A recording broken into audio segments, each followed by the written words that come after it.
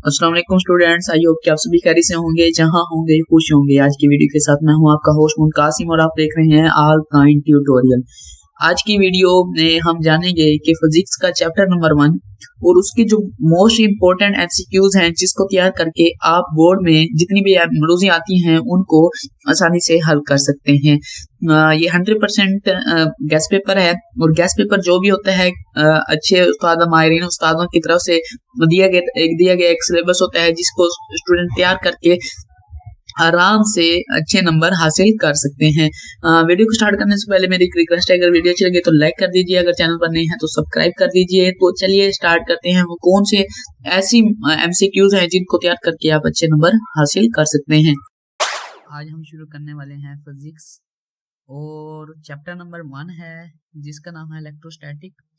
आज की वीडियो में हम चैप्टर नंबर 1 के जो एमसीक्यूज हैं, पॉसिबल जो एमसीक्यूज हैं वो हमारे पास हैं 69 एमसीक्यू, जो कि आज हम इनको डिस्कस कर लेंगे। और इन एमसीक्यूज को तैयार करने के बाद 100% श्योरिटी के साथ कहूँगा कि जितने भी एमसीक्यूज आएंगे पहले चैप्टर में से वो इन्हीं 69 में से ही आएंगे। और स्टूडेंट आप ये देखेंगे कि जो एमसीक्यूज हैं भी बहुत ही आसान, और मैं आपको इसके मुतालिक इन्फॉर्म करता जाऊंगा कि ये किस तरह से आया है, तो लिहाजा आपने वीडियो को एंड तक देखना है। तो चलिए स्टार्ट करते हैं। हमारे पास इन सर्कल द करेक्ट ऑप्शन दुरुस्त जवाब की गिर्द दायरे लगाएं। सबसे पहला जो हमारा एमसीक्यूज है वो ये है कि the SI unit of electric intensity. Electric intensity क्या है? हमारे पास इलेक्ट्रिक इंटेंसिटी ई से जाहिर किया जाता है और हमारे पास E इज इक्वल टू होता है F बटा क्यू। F मीन फोर्स और Q मीन चार्ज, यानी कि एक चार्ज पर कितनी फोर्स लगी। तो इससे हम यूनिट निकालना चाहें तो F फोर्स का यूनिट न्यूटन होता है, जो कि न्यूटन है, जबकि चार्ज का यूनिट कूलम होता है और C से जाहिर किया जाता है। लेकिन C जब ऊपर जाएगा तो न्यूटन पर कूलम हो जाएगा। तो इसका जो करेक्ट आंसर है वो पहला है ए, न्यूटन पर कूलम। टेस्ला भी बिल्कुल नहीं, टेस्ला भी नहीं है। न्यूटन पर मीटर ये भी बिल्कुल किसी तरीके से भी नहीं है। कूलम पर मीटर ये भी बिल्कुल किसी तरीके से नहीं है। तो हमारा करेक्ट ऑप्शन क्या हुआ? न्यूटन पर कूलम। आई होप कि आपको ये एमसीक्यूज की अच्छी तरीके से समझ आ चुकी होगी। अब हम मूव करते हैं नेक्स्ट को। Electric lines of force are parallel and equally spaced, then electric field is. यानी कि हमारे पास कोई एक चार्ज है, लाइक जैसे कि मैं एक पॉजिटिव चार्ज ले लेता हूँ और इसकी जो फील्ड है वो पैरेलल है और इक्वली स्पेस्ड है। तो इसका क्या मतलब होगा? कि जो हमारी इलेक्ट्रिक फील्ड लाइंस हैं स्ट्रॉन्ग बिल्कुल भी नहीं, वीक बिल्कुल नहीं, स्ट्रॉन्ग बिल्कुल भी नहीं, नॉन यूनिफॉर्म उस वक्त होती है जब इनके दरमियान इक्वली स्पेस्ड ना होती। जैसे कि आपने पढ़ा भी है कि ये जो पैरेलल लाइंस हमें क्या शो कराती हैं कि डायरेक्शन इनकी यूनिफॉर्म है। तो हमारा करेक्ट ऑप्शन क्या हुआ? यूनिफॉर्म। ठीक है, अब हम थर्ड एमसीक्यूज को मूव करते हैं। जी, हमारा एमसीक्यूज है the force experienced by unit positive charge placed at a point in an electric field is.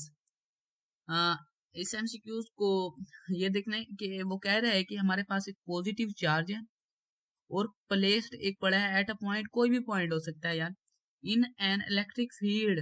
तो उस पर कौन सी फोर्स लगेगी? तो इस अमल को क्या कहते हैं? कॉलम फोर्स बिल्कुल नहीं। कॉलम फोर्स क्या होती है कि जब एक चार्ज पड़ा हो, ठीक है, और साथ और भी चार्ज पड़ा हो। अब ये हमने गैस करना है कि कौन सा चार्ज पॉजिटिव है कौन सा नेगेटिव है। अगर ये चार्ज आपस में अट्रैक्ट करेंगे तो ये समझ लीजिए कि एक इसमें पॉजिटिव है जबकि दूसरा जो चार्ज है वो नेगेटिव है। अगर ये एक दूसरे को रिपल्शन करें तो आपने ये समझ लेना है कि दोनों चार्जेस हैं वो या तो नेगेटिवली चार्ज हैं या फिर पॉजिटिवली चार्ज। ठीक है, तो इस अमल को फैराडे फोर्स बिल्कुल नहीं। फैराडे फोर्स जो होती है इलेक्ट्रोमैग्नेटिक, यानी कि जो उससे फील्ड पैदा होती है करंट कैरिंग कंडक्टर से, उसके लिए फैराडे फोर्स इस्तेमाल होती है। तो इसका जो हमारा करेक्ट ऑप्शन है इलेक्ट्रिक फील्ड इंटेंसिटी। यानी कि दूसरे चार्ज को अट्रैक्ट या रिपल्शन करने की सलाहियत इलेक्ट्रिक फील्ड इंटेंसिटी कहा जाता है। शॉर्ट एमसीक्यूज नंबर 4 हमारे पास है a charge of 1 micro column. ठीक है, अब ये न्यूमेरिकल में भी आ जाए, दो नंबर के चार्ट भी आ सकता है, तो आपने किस तरीके से हल करना है। पहली बात तो ये है कि आपने माइक्रो को 10⁻⁶ में तब्दील करना है, यानी कि 1 माइक्रो बराबर होता है 10⁻⁶ के। ठीक है, कॉलम चार्ज का यूनिट है। Experienced on a force, experience a force of 10⁻⁶ newton at a point, किसी भी पॉइंट पर, then the electric intensity at that point is, क्या होगी। वो कह रहा है कि एक चार्ज है हमारे पास, चार्ज पॉजिटिव भी हो सकता है, नेगेटिव भी हो सकता है। ठीक है, उसका जो मास है, मास नहीं, उसका जो कैपेसिटी है वो है 1 माइक्रो कूलम। ठीक है, इसका मतलब ये है कि 10⁻⁶ कूलम। ठीक है, और ये एक फोर्स लगाता है किसी भी चार्ज पर, वो पॉजिटिव चार्ज भी हो सकता है या फिर कोई और चार्ज भी हो सकता है। तो इस पर इलेक्ट्रिक फील्ड इंटेंसिटी मालूम कीजिए। हमारे पास फार्मूला होता है E बराबर है F बटा Q, जैसे कि हमने पहले एमसीक्यूज में पढ़ा, E बराबर है F बटा Q। ठीक है, अब हमारे पास फोर्स कितनी है, 10⁻⁶। ठीक है, ये हो गया 10⁻⁶, फोर्स हो गई, डिवाइड हमारे पास 1 रेज 10⁻⁶। ठीक है, ये 1 रेज 10⁻⁻⁶। ठीक है, अब ये देखेंगे -10⁻⁶ कैंसल आउट हो गया, और 1/1 क्या होता है, 1, और हमारे पास इलेक्ट्रिक फील्ड इंटेंसिटी का यूनिट क्या होता है, न्यूटन पर कूलम। तो इसका करेक्ट आंसर जो होगा वो 1 न्यूटन पर कूलम, ना के 10⁻⁶ न्यूटन पर कूलम, 10⁻⁻⁶ न्यूटन पर कूलम और न्यूटन पर कूलम। अब आप ये कंफ्यूज हो रहे होंगे कि 1 न्यूटन पर कूलम और न्यूटन पर कूलम में फर्क तो नहीं है, लेकिन ये फिजिक्स का लॉ है। फिजिक्स में ये माने रखता है कि न्यूटन पर कूलम और 1 न्यूटन पर कूलम में जमीन आसमान का फर्क है, जबकि मैथ में ऐसा नहीं होता। आप मैथ को इसमें ना लेकर आए। ठीक है, अब जिसका करेक्ट आंसर है 1 न्यूटन पर कूलम। अब हम मूव करते हैं, हमारा जो एमसीक्यूज नंबर 5 है। ठीक है, the lines which provide information about the electric force exerted on charged particle। ठीक है, इस एमसीक्यूज, जो भी एमसीक्यूज होता है पहले आपसे पढ़ा करें, फिर उसके मुतालिक जो ऑप्शन लगाना होता है वो लगाया करें। ठीक है, पहले आप पढ़ें। वो कह रहे हैं कि एक हमारे पास चार्ज है, यानी चार्ज कोई भी हो सकता है, पॉजिटिव भी हो सकता है, नेगेटिव भी हो सकता है। ठीक है, which provide information about the electric force, जो हमें ये बताए कि इसमें इलेक्ट्रिक फोर्स कितनी है। वो क्या चीज होती है जो हमें ये बताती है कि इसमें इलेक्ट्रिक फोर्स है या नहीं है, या फिर इसमें वीक इलेक्ट्रिक फोर्स है, स्ट्रॉन्ग इलेक्ट्रिक फोर्स है, या फिर इसमें बिल्कुल फोर्स है नहीं। तो हमें इससे पता चलता है, जो लाइंस होती हैं इलेक्ट्रिक फील्ड लाइंस, उससे हम आईडी लगा सकते हैं। कैसे आईडी लगा सकते हैं, जैसे कि हमारे पास एक पॉजिटिव चार्ज है, उसमें जो इलेक्ट्रिक फील्ड लाइंस है बिल्कुल क्लोज नहीं है, तो हम इससे अंदाजा लगा सकते हैं कि जो electric force exerted on another charge will be strong and uniform. ठीक है, अगर ये इक्वली स्पेस्ड हो तो यूनिफॉर्म, अगर ये बिल्कुल इनके दरमियान स्पेस न हो तो बिल्कुल इसमें फोर्स ही नहीं होगी। ठीक है, आपने एमसीक्यूज को अच्छे तरीके से रीड करके फिर ऑप्शन लगाना है। ठीक है, अब हमारा जो एमसीक्यूज नंबर है 6 है, the electric field lines are closer where the field is, यानी कि हमारे पास एक चार्ज है और उसकी जो फील्ड है किस वक्त स्ट्रॉन्ग होती है, जब वो एक दूसरे के क्लोज्ड होती हैं। ठीक है, अब ये क्लोजर होने पर ये हमें क्या बताता है कि ये जो फील्ड हैं वो स्ट्रॉन्गली हैं। ठीक है, ये भी सिंपल सा था एमसीक्यू। अब हम क्वेश्चन एमसीक्यू नंबर 7 की जानिब बढ़ते हैं। If a charge body is moved against the electric field it will gain, यानी कि एक चार्ज बॉडी है, यानी कि उसे आप पॉजिटिव चार्ज बॉडी समझ लें, या फिर कोई और न्यूट्रल बॉडी हो, लेकिन हो उस पे चार्ज हो, कोई ना कोई चार्ज हो, पॉजिटिव नेगेटिव जो भी चार्ज हो। ठीक है, एक बॉडी है, is move against the electric field, यानी कि उसकी जो फील्ड है, ये देखें कि एक चार्ज है, ये मैं एक चार्ज ले लेता हूँ, कोई भी चार्ज पॉजिटिव चार्ज बॉडी है। ठीक है, अब ये मूव करे अगेंस्ट द इलेक्ट्रिक फील्ड, यहाँ पर कोई इलेक्ट्रिक फील्ड हो यहाँ पर मैं इलेक्ट्रिक फील्ड, कोई भी इलेक्ट्रिक फील्ड ले सकते हैं, लेकिन ये जो चार्ज है अगेंस्ट इसके मुखालिफ चले तो उस के दौरान वो क्या गेन करेगा? Potential energy? बिल्कुल नहीं। पोटेंशियल एनर्जी उस वक्त गेन करता है जब वो अगेंस्ट के बल्कि उसी के साइड पर जाए। Kinetic energy? बिल्कुल नहीं। Magnetic energy? बिल्कुल भी नहीं। तो इसका जो करेक्ट ऑप्शन है हमारे पास इलेक्ट्रिक पोटेंशियल एनर्जी, क्योंकि उसने सफर भी करना है और उस पर फील्ड्स भी हैं जिससे इलेक्ट्रिकल भी होगी और जो है वो पोटेंशियल एनर्जी भी गेन करेगा। तो इसका करेक्ट ऑप्शन डी है, इलेक्ट्रिकल पोटेंशियल एनर्जी। अब हम नेक्स्ट मूव करते हैं। हमारा जो एमसीक्यू नंबर 8 है, a special organ called ampullae of Lorenzini that are very sensitive to electric field are focused found in। ठीक है, इस एमसीक्यूज के मुतालिक आपकी बुक टेक्स्ट बुक में साइड इंफॉर्मेशन पर ये दिया गया है कि वो कौन सा special organ called ampullae Lorenzini that are very sensitive to electric field are found in, जिसमें ये फील्ड पाई जाती हैं। और वो कौन सी ऐसी चीज है जिसमें ये फील्ड पाई जाती है? बैट्स में?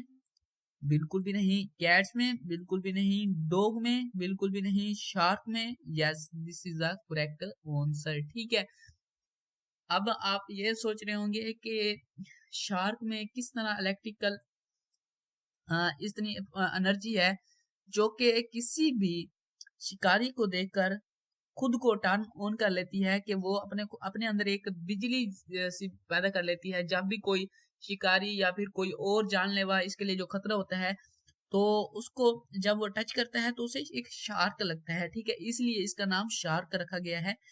तो शार्क में ये खसूसियत पाई जाती है। ठीक है, ये आपके साइड इंफॉर्मेशन बुक पर बड़े वाज़ी अंदाज से दिया गया है। अब हम नेक्स्ट मूव करते हैं। क्वेश्चन हमारे पास जो एमसीक्यू नंबर 9 है, the electric field created by positively charged. ठीक है, यहाँ पर हमारे पास एक पॉजिटिव चार्ज है। ठीक है, ये हमारे पास एक पॉजिटिव चार्ज है।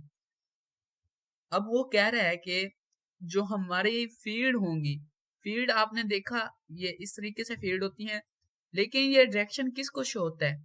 यानी कि इसकी डायरेक्शन होती है आउटवर्ड। ये देखें कि इस तरह होता है, जबकि नेगेटिव होता है वो इनवर्ड होता है। ये सॉरी, ये इनवर्ड बना लिया, ये इस तरीके से, ये इस तरीके से, इस तरीके से जो होता है वो शो कराता है पॉजिटिवली चार्ज। और इसका जो करेक्ट ऑप्शन है रेडियली इनवर्ड, बिल्कुल नहीं। अगर नेगेटिव चार्ज होता तब ये बिल्कुल ठीक था। जीरो जीरो तो हो भी नहीं सकता। ठीक है, कोई भी चार्ज हो उस पर फील्ड तो अच्छे तरीके से ही पैदा होगी। सर्कुलर? बिल्कुल नहीं। अब आप ये सोच रहे होंगे जो फील्ड होती हैं वो सर्कुलर होती हैं, लेकिन उसने बात किया है कि इलेक्ट्रिक क्रिएटेड बाय फील्ड किस तरह क्रिएटेड होती हैं, वो उसने डायरेक्शन पूछी है। ठीक है, तो इसका करेक्ट ऑप्शन है रेडियली आउटवर्ड, जैसे कि बाहर की जानिब ये मूव करता है पॉजिटिव चार्ज। ठीक है, अब हम नेक्स्ट मूव करते हैं। हमारा MCQ number 10, an other unit of electric intensity. Electric intensity का एन अदर दूसरा यूनिट क्या है? आपने पहले एमसीक्यूज में देखा कि ऐसा unit of electric intensity is newton पर कूलम। अब वो पूछ रहा है कि आया कि न्यूटन पर कूलम के अलावा एक और भी यूनिट है इलेक्ट्रिक इंटेंसिटी का, वो बताएं कि वो कौन सा यूनिट है। तो हमारे पास जो यूनिट होता है वोल्ट पर एम्पेयर, बिल्कुल भी नहीं। वोल्ट पर मीटर, बिल्कुल ठीक है। ठीक है, वोल्ट पर कूलम, बिल्कुल नहीं। वोल्ट पर न्यूटन, बिल्कुल नहीं। अब आप ये सोच रहे होंगे कि वोल्ट पर मीटर किस तरीके से आया। ठीक है, इसके मुतालिक आप देखेंगे कि आपकी बुक पर शॉर्ट क्वेश्चन के ऊपर समरी में इसकी मुकम्मल वजाहत दी गई है, जिससे आप अंदाजा लगा सकते हैं कि वोल्ट पर मीटर किस तरीके से आया। ठीक है, अब मैं आपको इसके मुतालिक थोड़ा सा बता भी देता हूँ। हमारे पास जो वोल्ट का यूनिट होता है वो होता है जूल पर कूलम।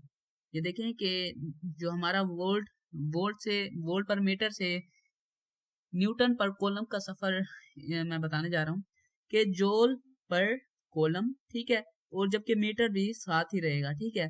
अब जोल जोल का यूनिट क्या है, जोल किसके बराबर होता है, न्यूटन मीटर के, ठीक है, न्यूटन डॉट मीटर, ये इस तरीके से न्यूटन मीटर, और ओवर जोल पर कॉलम पर मीटर वैसे ही वैसे आएगा, ठीक है। अब आप देख रहे हैं कि मीटर मीटर से कैंसिल, ठीक है, और न्यूटन पर कॉलम इक्वल हो गया। तो इसका क्या मतलब है कि वोल्ट पर मीटर और न्यूटन पर कॉलम इलेक्ट्रिक इंटेंसिटी के यूनिट हैं, क्योंकि हमने साबित कर लिया कि ये जो दोनों यूनिट हैं बिल्कुल बराबर हैं। अब हमारा जो एमसीक्यू नंबर 11 है उसकी तरफ मूव करते हैं। Which one of the following, आपको दिया गया है कि इसमें से कौन सा can be taken as a measure of electric field intensity. अब फोर्स बटा एरिया, फोर्स बटा एरिया तो हो ही नहीं सकता, ये तो इलेक्ट्रिक फील्ड इंटेंसिटी को मेजर ही नहीं कर सकता, जबकि इसमें किसी भी किस्म की इलेक्ट्रिक इंटेंसिटी को शो नहीं किया गया, ठीक है। इलेक्ट्रिक फ्लक्स पर एरिया, यस, ये हमारा क्या किसके लिए हमारा यूज होता है, इलेक्ट्रिक फील्ड इंटेंसिटी को मेजर करने के लिए। आपने देखा कि गाजियन सरफेस, ये गाजियन सरफेस है, इसमें चार्ज कोई इनक्लोज्ड है, ठीक है, उसको हम फाई ई से जाहिर करते हैं, और जो एरिया टेकन दिया जाता है उसको हम ए से जाहिर किया जाता है, जो किसी भी चार्ज पर इलेक्ट्रिक फील्ड इंटेंसिटी को मेजर करने के लिए इस्तेमाल होता था। अब सी ऑप्शन ये भी बिल्कुल नहीं हो सकता, नन ऑफ दीज ये भी नहीं हो सकता, क्योंकि हमारे पास ऑप्शन दिया गया है कि phi electric flux over area is the correct option of MCQs 12। अब हम नेक्स्ट मूव करते हैं हमारा MCQ number 12, the unit of electricity intensity. अब उसने बात किया है कि electricity intensity other than newton पर कूलम। हमने पढ़ा कि ऐसे यूनिट ऑफ इलेक्ट्रिक इंटेंसिटी का यूनिट क्या होता है, न्यूटन पर कूलम। अब इसने इसमें कहा है कि न्यूटन पर कूलम है, वो हम मानते हैं, लेकिन इसके अलावा और कौन सा यूनिट है। तो आपने ऊपर अभी अभी ये देखें, इस एमसीक्यूज को देखा, एमसीक्यूज नंबर 10, और इसी को आपने यहाँ पर लिख देना है कि वोल्ट पर मीटर। उसने यहाँ पर क्या आपको पुजल करने के लिए क्या दिया कि मीटर जो है उसको ऊपर ले गया, और जो मीटर है वो इनवर्स में हो गया, जिसे आप पुजल भी हो जाएंगे कि ये किस तरीके से आया, ठीक है। अब हम नेक्स्ट मूव करते हैं हमारा MCQ number 13, the idea for electric field lines were proposed by, कि किसने कहा था कि एक चार्ज हो उसमें इलेक्ट्रिक फील्ड पैदा होती है, और इलेक्ट्रिक फील्ड में स्ट्रेंथ होती है जो किसी भी चार्ज को अट्रैक्ट या रिपल्शन कर सकती है। अब आपके दिमाग में यही जवाब होगा कि ये तो कॉलम ने कहा था, क्योंकि हमने चैप्टर के शुरू में कॉलम लॉ पढ़ा, जिसमें उसने बताया कि एक चार्ज होता है उसमें इलेक्ट्रिक फील्ड इंटेंसिटी होती है, और किसी भी चार्ज को अट्रैक्ट करता है। लेकिन इसका जो करेक्ट ऑप्शन है, द आइडिया किसने दिया था, ख्याल किसने पेश किया था, तो वो साइंसदान थे मिचेल फैराडे, ठीक है। उन्होंने ये हमें आइडिया दिया था, ना कि हेनरी ने दिया था, ठीक है, ना ही अम्पेयर ने दिया था। ऑल ऑफ दिस बिल्कुल ही अम्पेयर ने अम्पेयर लॉ दरियाफ्त किया था, और जो कि करंट इलेक्ट्रिसिटी के बारे में है, ना कि इलेक्ट्रोस्टैटिक के बारे में। एमसीक्यूज नंबर 14 है, ऐसे unit of strength of electric field. 4 बार एक एमसीक्यूज रिपीट हो चुका है, इससे आप अंदाजा लगा सकते हैं ये एमसीक्यू जो है कितना ज्यादा इम्पोर्टेंट है, ठीक है। ये जो एमसीक्यूज है बहुत ही ज्यादा इम्पोर्टेंट है।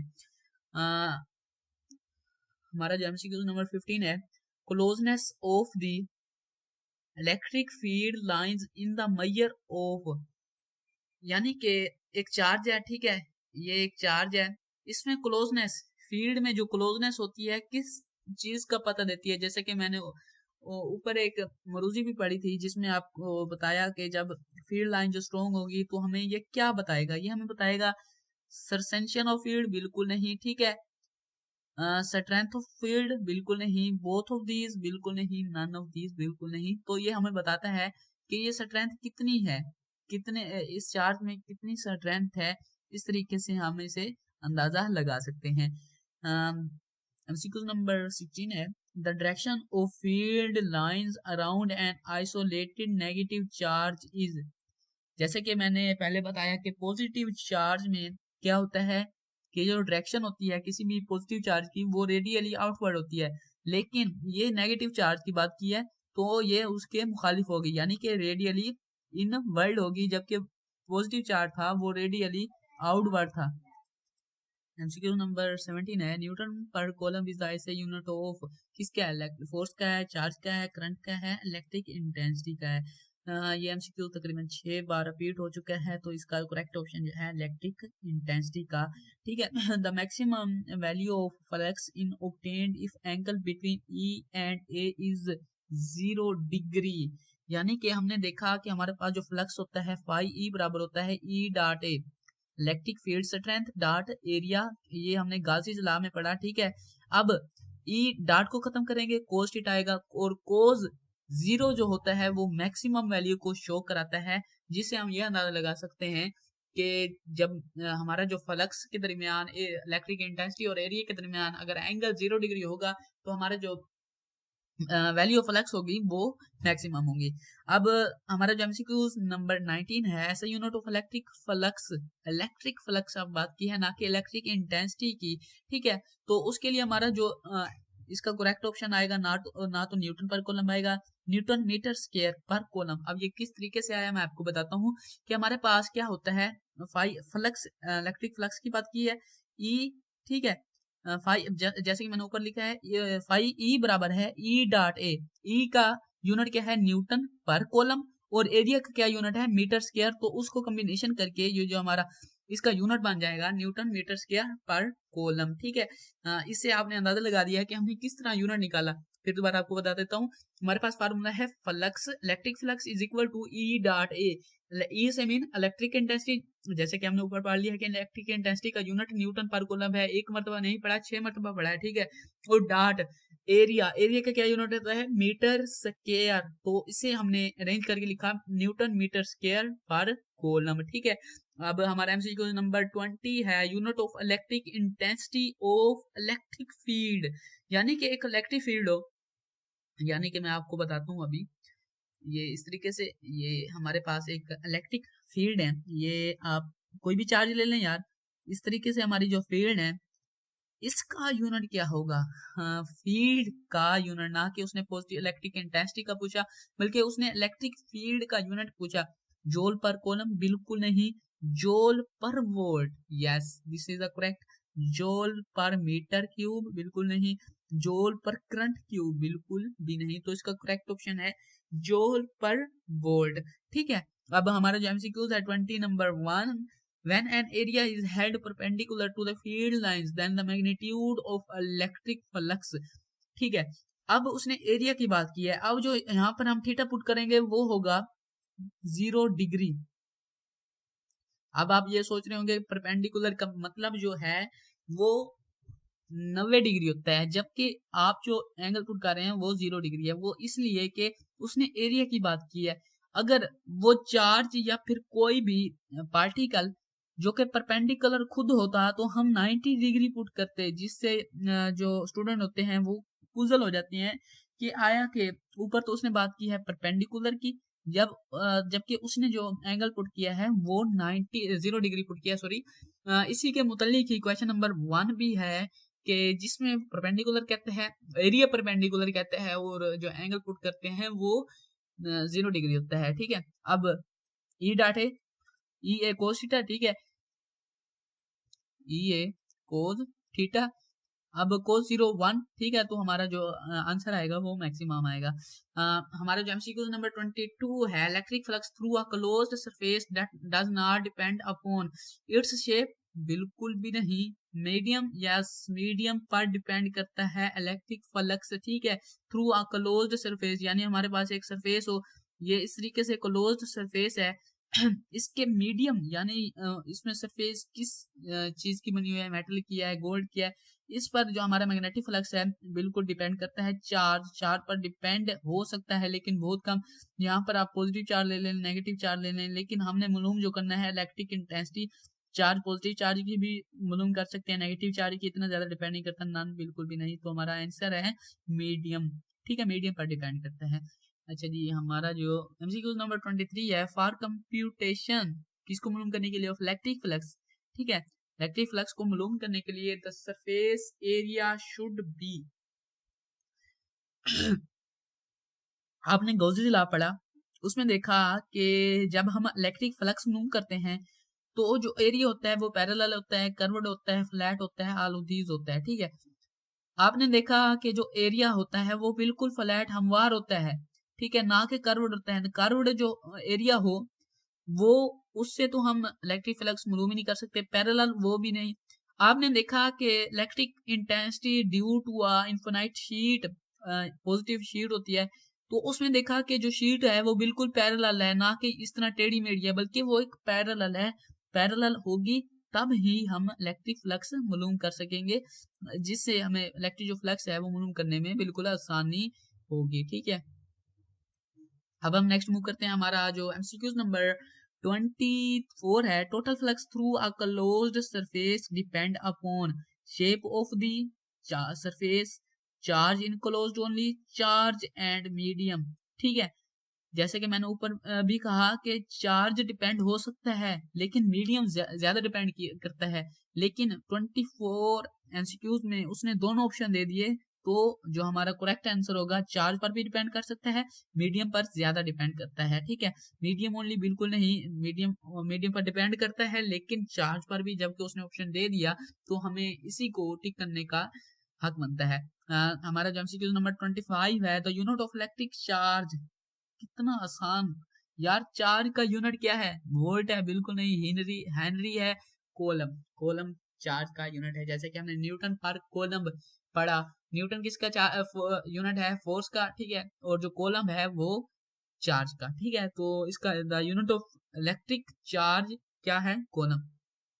अब आपसे इस तरीके से भी सवाल पूछ सकता है, कोलम का चार्ज क्या है, यानी कि सॉरी, कोलम किसका यूनिट है, ठीक है, तो आप क्या लगाएंगे चार्ज का।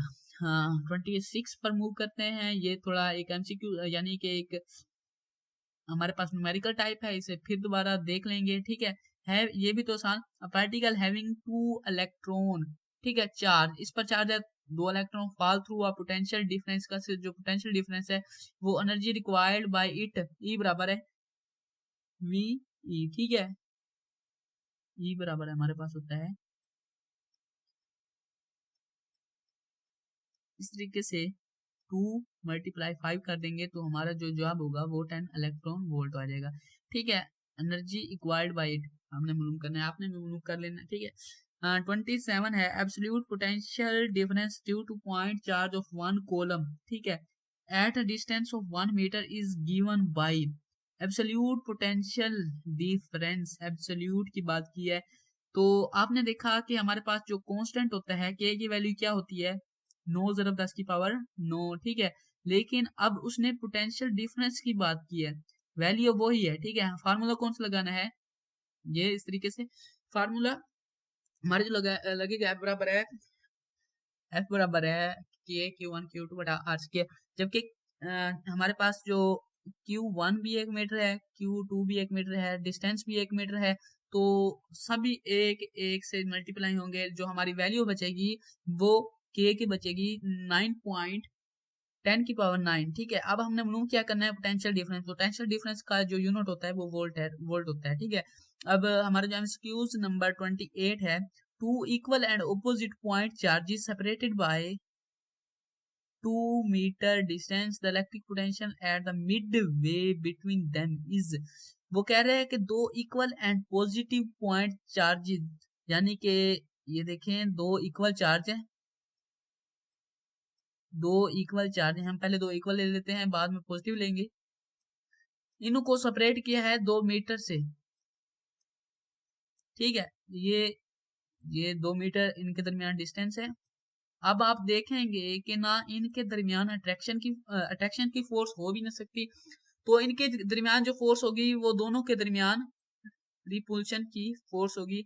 वो कह रहा है कि इसके मिड पर पोटेंशियल कितना होगा, जब तो इस पर फोर्स ही नहीं लग रही, जब तो ये अट्रैक्ट ही नहीं कर रहे, तो इसके दरमियान पोटेंशियल हो ही नहीं सकता, तो इसका जो करेक्ट आंसर है वो 0 होगा। ठीक है, अब 29 की तरफ मूव करते हैं। द रिलेशन डेल वी बटा डेल आर। हमने आपने पहला जो शॉर्ट क्वेश्चन है अपने की बुक का, उसमें आपने पढ़ा कि डेल वी बटा डेल आर, इस तरीके से डेल वी पोटेंशियल डिफरेंस बटा रेडियस। ठीक है, हमारा जो पहला सबसे पहला जो शॉर्ट क्वेश्चन भी इसी के मुतालिक है, वो कह रहा है कि the potential is constant throughout a given region of space is the electric field zero or non-zero in this region। तो इसी में ये फार्मूला इस्तेमाल होता है, E बराबर है माइनस डेल वी बटा डेल आर। लेकिन जो नेगेटिव साइन होता है डायरेक्शन को, E की डायरेक्शन को जाहिर करता है, वो क्या होता है, डिक्रीजिंग पोटेंशियल। लेकिन इसमें इसने पोटेंशियल की बात नहीं की। अब हम नेक्स्ट मूव करते हैं। हमारा जो एमसीक्यूज नंबर हमारा जो है 30, ये हो गया न्यूमेरिकल, इसे आपने देख लेना है। 31 की जाने मूव करते हैं। Solid bodies are charge due to transfer of, किसके ट्रांसफर करने से जो सॉलिड बॉडीज होती हैं, सॉलिड आप मेटल भी ले सकते हैं, कोई भी आपके पास जो बॉडीज होती हैं, आर चार्ज की किस वजह से वो चार्ज होती रहती हैं, क्या वो खारिज करती हैं जिससे वो चार्ज होती रहती हैं। आपने पढ़ा होगा कि जो सॉलिड होते हैं वो इलेक्ट्रॉन्स ट्रांसफर करके एक दूसरे मेटल को, तो उस तरीके से वो चार्ज होती रहती हैं। इलेक्ट्रॉन खारिज करेंगी तो उनके दरमियान जो वैलेंस शेल है तो उसमें जगह खाली हो जाएगी, जिसमें दूसरे जो इलेक्ट्रॉन या प्रोटॉन में समाने की जगह ज्यादा होती है, जिससे वो एक बॉडी जो होती हैं वो चार्ज होती रहती हैं। अब हमारे पास 32 हमारे जो एमसीक्यूज है, 1 joule is equal to, simple सा 1 जूल इज इक्वल टू क्या, जूल का हमारे पास इसके मुतालिक चैप्टर नंबर 1 इलेक्ट्रोस्टैटिक तकरीबन टॉपिक नंबर 6 के में ये दिए गए आसानी से कि 1 joule is equal to 6.25 raise 10 raise 18 electron volt के बराबर होता है। ठीक है, ये आपने पढ़ा भी होगा। ठीक है, अब हम मूव करते हैं 33 की जानिब। The electron volt is the unit of, electron volt किसका यूनिट है, ये देखें कि इलेक्ट्रॉन वोल्ट यूनिट का जोल का, और जोल किसका, इलेक्ट्रिक एनर्जी का। ठीक है, तो इसी से ये निकला है, ये इसी से हमारा जो ये यूनिट है वो निकला है कि इलेक्ट्रिक एनर्जी का यूनिट है वो जो इलेक्ट्रॉन वोल्ट है। अब 1 electron volt is equal to, हमारे पास एक इलेक्ट्रॉन जो वोल्ट होता है किसके इक्वल होता है, क्योंकि वोल्ट में चार्ज, इलेक्ट्रॉन में जो एनर्जी भी होती है, इसलिए इसका जो यूनिट होता है वो जूल होता है, और ये इक्वल होता है 1.6 रेज 10 की पावर माइनस 19 जूल। ठीक है, ये भी बिल्कुल गलत, ये कॉलम तो हो नहीं सकता, न्यूटन भी नहीं हो सकता, फोर्स भी नहीं हो सकता, लेकिन आप पुजल भी हो सकते हैं, लेकिन जो इसका जवाब है जूल, क्योंकि इलेक्ट्रॉन में एक एनर्जी होती है जिसे जूल का नाम दिया जाता है।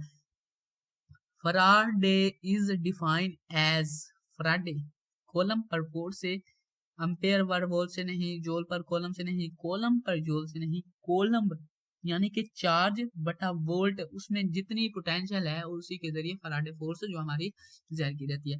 Capacitance of a capacitor does not depend upon, ठीक है, किस चीज पर कैपेसिटेंसी डिपेंड नहीं करती, यानी कि हमारे पास दो प्लेटें हैं, एक कैपेसिटर है उसकी दो प्लेटें हैं, ये देखें कि इसके दरमियान दो प्लेटें हैं, इनके अगर सबसे पहला ऑप्शन देखा जाए तो डिस्टेंस बिटवीन प्लेट, जी हाँ, डिस्टेंस बिटवीन प्लेट पर तो ये जो हमारा कैपेसिटेंसी है वो डिक्रीज होती है, तो इसका मतलब है कि डिस्टेंस बिटवीन प्लेट डिपेंड करती है। ठीक है, एरिया ऑफ द प्लेट, जी हाँ, एरिया ऑफ द प्लेट भी डिपेंड करती है। इलेक्ट्रिक फील्ड बिटवीन प्लेट्स, जी हाँ, जो मेन चीज होती है कि इलेक्ट्रिक फील्ड कोई भी हो उस पर ये डिपेंड नहीं करती। ठीक है, तो मीडियम बिटवीन प्लेट्स, मीडियम पर भी डिपेंड करती है किस किस्म का मीडियम है। ठीक है, तो इसका जो करेक्ट ऑप्शन आएगा medium field, electric field between plates. हमारे जो एमसीक्यू नंबर 37 है, अ capacitor is perfect insulator for, किसके लिए, अल्टरनेटिंग करंट के लिए, स्पार्किंग करंट के लिए, एडी करंट के लिए, डायरेक्ट करंट के लिए, तो इसका करेक्ट ऑप्शन है डायरेक्ट करंट के लिए। 38 की जाने बढ़ते हैं। कॉलम पर volt is unit Faraday, ampere, joule, Henry Faraday. The net charge on a capacitor is, जो हमारा कैपेसिटर होता है उस पर कितना, अगर कुल मिला के उस पर चार्ज देखा जाए तो कितना होता है, इंफिनिटी होता है, दो कॉलम होता है, कॉलम पर हाफ कॉलम होता है, ये जीरो होता है, बिल्कुल होता ही नहीं है चार्ज यार कैपेसिटर पर, ठीक है, बल्कि वो तो एनर्जी होती है वो स्टोर करता है। अब हमारा जो एमसीक्यू नंबर 14 है, the capacitance of capacitor depend upon, फिर वो ये एमसीक्यू आ चुका है, ठीक है, लेकिन ये इसमें थोड़ी सी चेंजिंग है। उसने कहा था किस पर डिपेंड नहीं करता, इसमें ये कह रहा है कि किस पर डिपेंड करता है। थिकनेस ऑफ प्लेट, बिल्कुल नहीं, थिकनेस चाहे जितनी भी हो उस पर ये डिपेंड नहीं करता। Charge of plates, geometry of the capacitor, all of the geometry, capacitor जो है किस सिमत में रखा गया है, उसकी जो प्लेस है किस तरीके से पैरेलल है, एंटी पैरेलल है या फिर परपेंडिकुलर है, वो बहुत ज्यादा डिपेंड करता है। 40 नंबर 41 है, if the time constant of RC circuit resistance capacitor circuit is small, the capacitor charge or discharge, या वो जो हमारा कैपेसिटर है वो चार्ज होगा या डिस्चार्ज होगा, इसका जवाब नहीं दिया गया, लेकिन मैं इसका जवाब निकालता हूँ आपके लिए।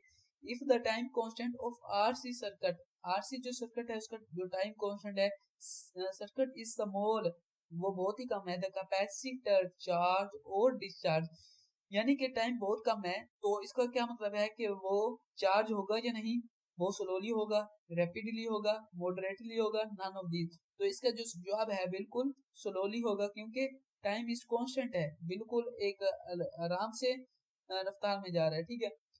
42 है, the product of resistance and capacitance, का जो प्रोडक्ट होता है हमें क्या देता है, टाइम, जैसे कि आपने पढ़ा कि RC is equal to T के, ये देखें कि आपने RC is equal to T, तो टी से मुराद टाइम है, ठीक है, इसका जो प्रोडक्ट है R R dot C is equal to time के। 43 है, the dimension of time constant, आपने इसका डिमेंशन निकालना है तो इसका जो करेक्ट ऑप्शन आएगा M not L not T, ठीक है, इसका डायमेंशन आपने इस तरीके से निकाल लेना है M not L not T. 44 है, in a time constant the amount of charge deposit on a capacitor is, ठीक है, इसके मुतालिक आपको साइड इंफॉर्मेशन में अच्छे तरीके से दिया गया है कि 30% ऑफ इक्विलिब्रियम चार्ज जो होता है डिपॉजिट हो जाता है इनमें कैपेसिटर में। 45 है, the energy stored in a capacitor किस फॉर्म में होती है, मैग्नेटिक एनर्जी होती है, बिल्कुल नहीं, इलेक्ट्रिक एनर्जी होती है, क्योंकि कैपेसिटर इलेक्ट्रिक एनर्जी को स्टोर करके मुहैया करता है अगले मतलब सोर्स को।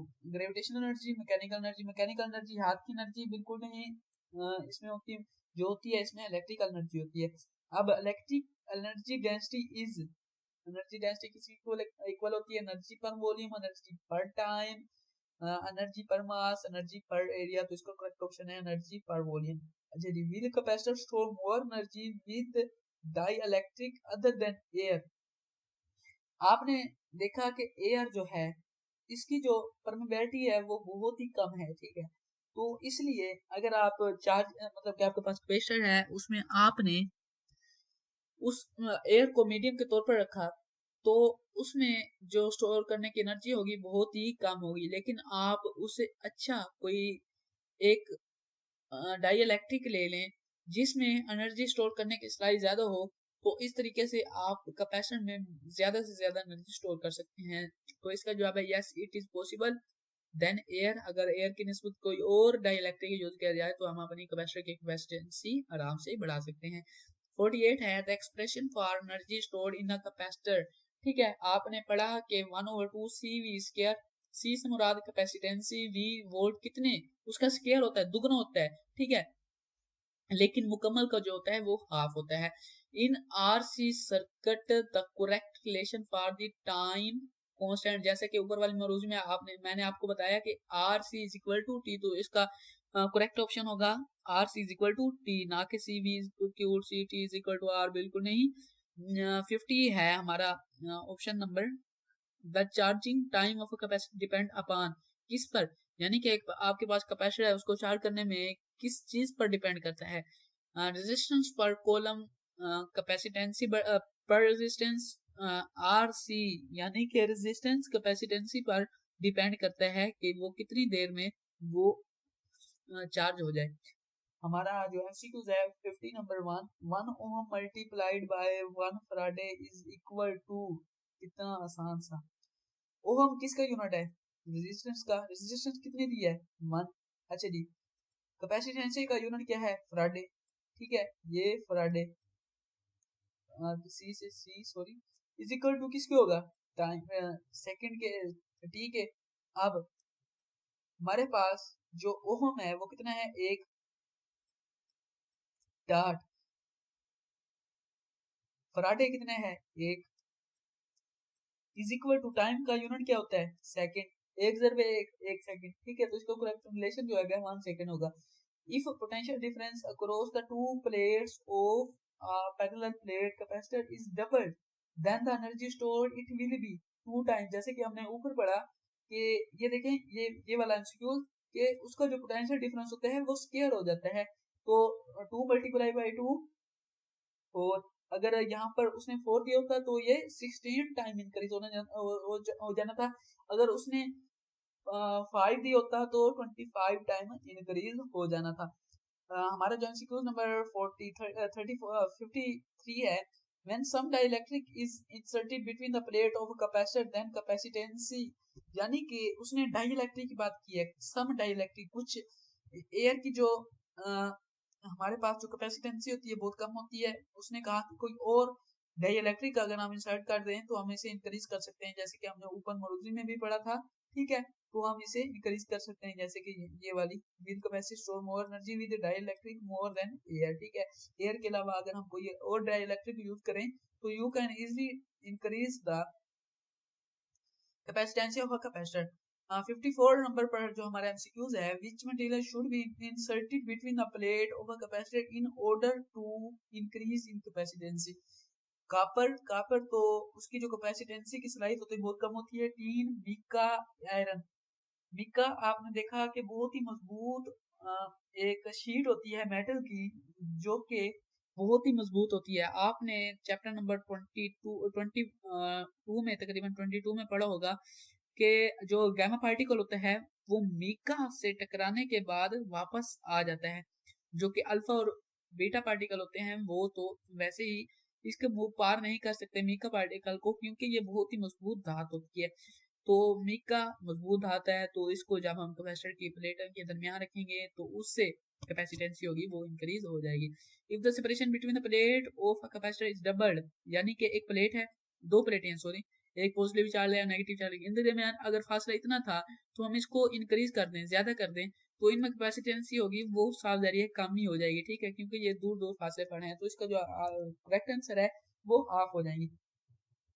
अब जो 56 हमारे पास है, in Millikan's oil drop experiments a charge particle of a mass m is in equilibrium in an applied electric force E. If the direction of the electric force is reversed, then acceleration of the particle will be क्या होगा, 0 होगा, gravitational होगा, g/2 होगा या 2g। क्योंकि उसने move किया है तो इसका जो जवाब होगा 2g, यानी कि 2 मरतबा 2 टाइम्स ग्रेविटेशनल के। 57 है, the amount of energy is equal to 1.6 raise 10 की power minus 19 joule is called. आपने देखा कि हमारे पास जो वोल्ट होता है, एक इलेक्ट्रॉन उसका उसका जो मास होता है, यानी कि वो किसके इक्वल होता है, 1.6 रेज 10 रेज माइनस 6। तो ये किसके इक्वल है, क्या कहलाता है, इलेक्ट्रिक एनर्जी? बिल्कुल नहीं। Electrical potential? बिल्कुल नहीं। इलेक्ट्रॉन वोल्ट, जैसे कि हमने ऊपर भी पढ़ा था कि ये इलेक्ट्रॉन वोल्ट के इक्वल होता है, तो ये इलेक्ट्रॉन वोल्ट ही कहलाएगा।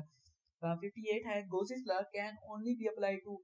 जो गोसिस लॉ है किस चीज पर अप्लाइड होता है, कर्व्ड सरफेस, यानी कि कोई भी टेढ़ी मेढ़ी सरफेस हो उस पर ये अप्लाइड होता है? बिल्कुल भी नहीं। हमने पढ़ा कि ये किस पर हमारा जो गाजी लॉ है ये किस पर अप्लाइड होता है।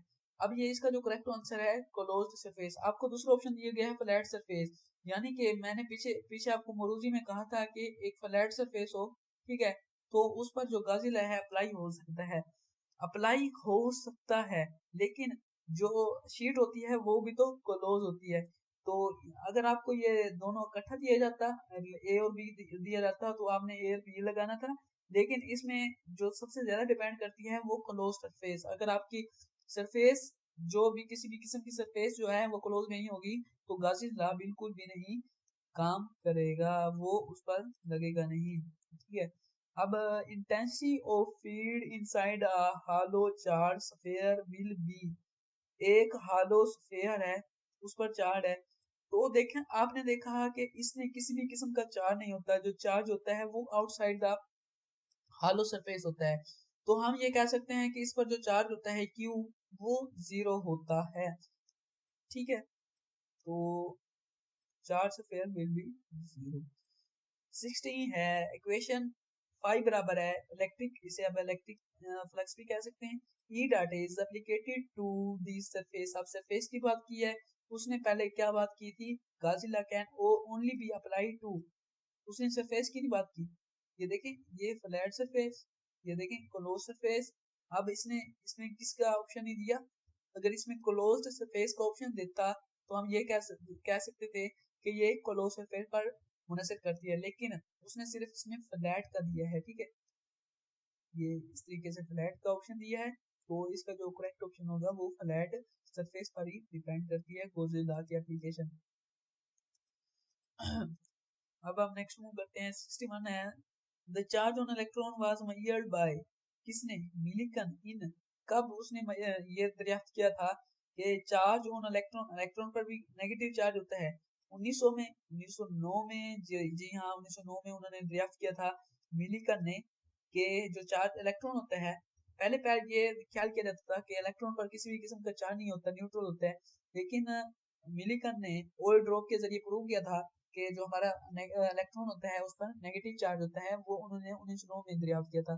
ठीक है, 62 है the charge on the droplet in Millikan experiment is calculated, वो कौन सी इक्वेशन थी जिसके तहत उसने ये एक्सपेरिमेंट किया था कि जो इलेक्ट्रॉन होता है उस पर नेगेटिव चार्ज होता है, वो हमने इक्वेशन निकाली थी Q is equal to mass gravitational drift velocity over board. ठीक है, 63 है in Millikan's method each drop as the charge of, Millikan method में उसने जब ड्रॉप डाले थे वो कौन से सेम वैल्यू थी, integral multiple value, half integral multiple value, zero, तो इसका करेक्ट ऑप्शन है integral multiple of value.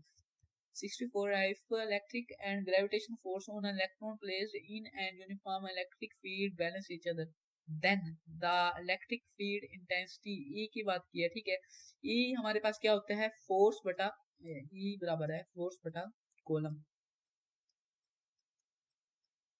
F बटा Q।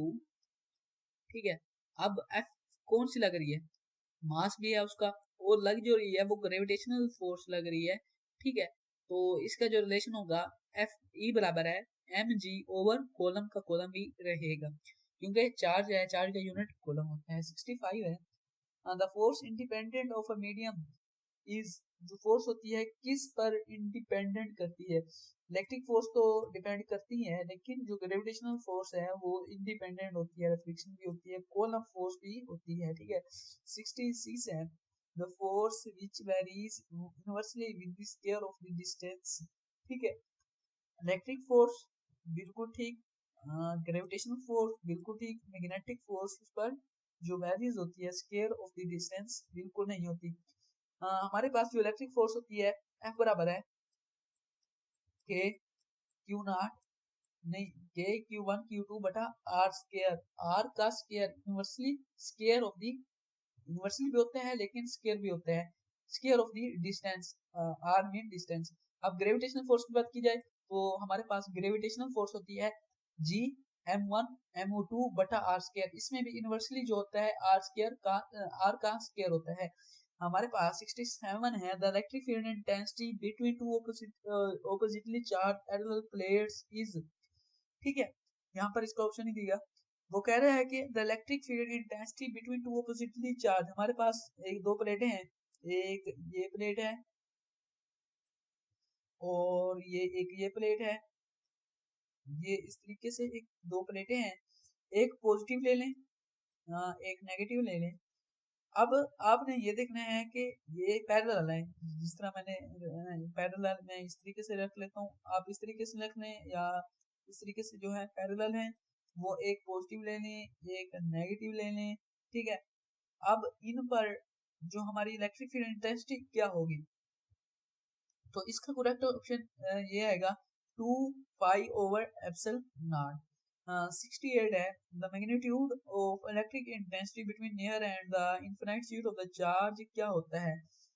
आपने पढ़ा कि electric field in infinite sheet of charge, ठीक है, एक शीट है जिस पर इन्फिनाइट चार्ज है, पॉजिटिव चार्ज है, तो हमने उसका जो नतीजा अखज़ किया था कि 5/2 एप्सिलॉन आर, हमने निकाला था E is equal to 5/2 epsilon R, जो कि एरिया था, एरिया, और यहाँ पे एरिया था, एरिया से कैंसिल हो चुका था, और जो हमारा रिलेशन आया था 5/2 epsilon not, epsilon not mean कोई भी वैक्यूम हो सकता है, ठीक है, वैक्यूम के लिए if a closed surface contain two equal and opposite charge, the net electric flux from the surface will be, हमारे पास एक क्लोज्ड सरफेस, ठीक है, two equal and opposite charge, इस पर पॉजिटिव चार्ज भी हैं, नेगेटिव चार्ज भी हैं, ठीक है, मतलब कि जितने पॉजिटिव चार्ज हैं, जितने नेगेटिव चार्ज हैं, तो इस पर इलेक्ट्रिक फ्लक्स क्या होगा यार, इलेक्ट्रिक फ्लक्स बिल्कुल जीरो होगा, क्योंकि जितने पॉजिटिव चार्ज हैं उतने नेगेटिव चार्ज हैं। आई होप्स के आपको ये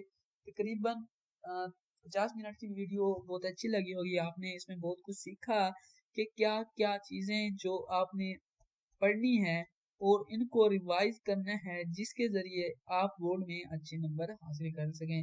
तो स्टूडेंट्स, मैंने आपके लिए 50 मिनट की वीडियो अपना दिलो दिमाग लगाकर आपके लिए ये बनाई, तो आपका हक बनता है कि इसे लाइक भी कर दीजिएगा और चैनल को सब्सक्राइब भी कर दीजिएगा, ताकि मुझे भी कुछ हौसला अफजाई हो, क्योंकि मैं आपके लिए 50 मिनट दे सकता हूँ, तो आप सिर्फ लाइक करने के लिए या सब्सक्राइब करने के लिए मुझे 3 से 4 सेकंड देने में गुरेज ना कीजिएगा, क्योंकि कंजूसी इसमें नहीं की जाती यार।